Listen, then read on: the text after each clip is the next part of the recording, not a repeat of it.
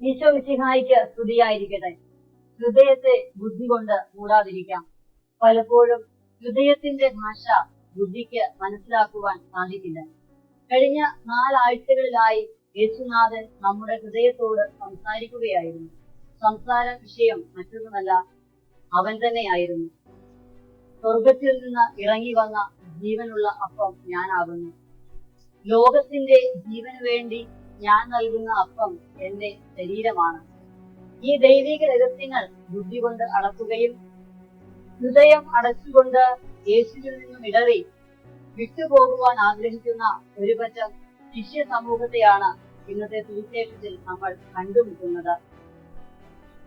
നമ്മൾ പലപ്പോഴും കേട്ടിട്ടുണ്ട്, ചങ്കു തുറന്ന് കാണിച്ചാലും ചെമ്പരത്തിപ്പൂവാണെന്ന് പറയുന്ന ഒരു പറ്റം മനുഷ്യർ.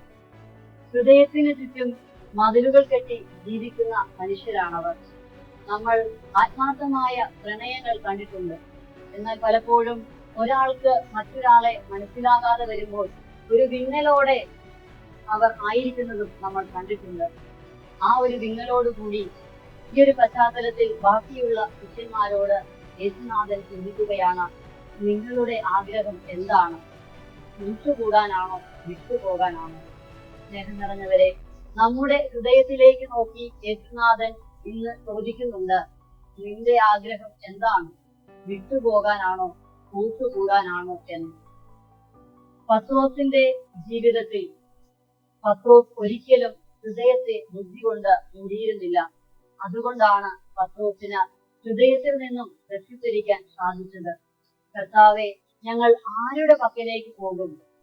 കാരണം ജീവന്റെ വചനങ്ങൾ അങ്ങയുടെ പക്കലാണല്ലോ. പത്രോസിന് കർത്താവിന്റെ പ്രബോധനങ്ങൾ പലതും ബുദ്ധി കൊണ്ട് മനസ്സിലാക്കുവാൻ സാധിച്ചിരുന്നില്ല. പക്ഷേ പത്രോസിന്റെ ഹൃദയത്തിന് സ്നേഹത്തിന്റെ ഗന്ധമുള്ള, ജീവന്റെ വിലയുള്ള യേശുവിന്റെ വചനങ്ങളെ വിശ്വസിക്കുവാൻ സാധിച്ചു എന്നുള്ളതാണ്.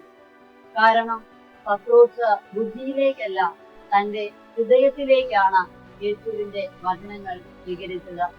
ഹൃദയത്തിൽ നിന്ന് വേണം ശിരസിലേക്ക് പോകുവാൻ.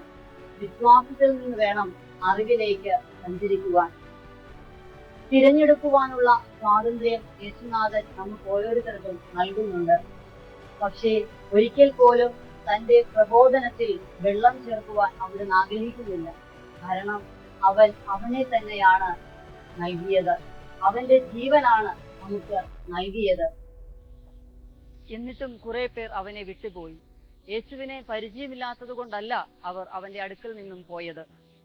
യേശുവിന്റെ കൂടെ നടന്നു നീങ്ങിയവരാണ്. അവനിൽ നിന്നും ഒരുപാട് അനുഗ്രഹങ്ങൾ സ്വീകരിച്ചവരാണ്. പക്ഷേ വചനത്തെ അനുസരിക്കുവാൻ അവർ തയ്യാറായിരുന്നില്ല.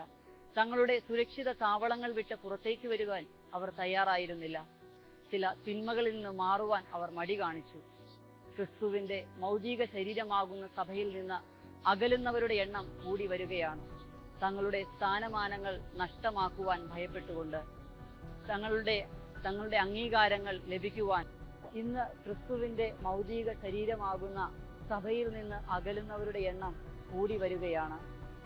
പലപ്പോഴും സ്ഥാനമാനങ്ങൾ ലഭിക്കാത്തത് കൊണ്ടാവാം, അംഗീകാരങ്ങൾ ലഭിക്കാത്തത് കൊണ്ടാവാം, തങ്ങളുടെ സുരക്ഷിത താവളങ്ങൾ വിട്ട് പുറത്തേക്ക് വരുവാൻ മടിക്കുന്നത് കൊണ്ടാവാം, അല്ലെങ്കിൽ ചില കാര്യങ്ങൾ ജീവിതത്തിൽ നിന്ന് അവന്റെ കൂടെ നടന്നാൽ മാറ്റിവെക്കണമെന്നുള്ള ചിന്ത ഉള്ളതുകൊണ്ടാവാം.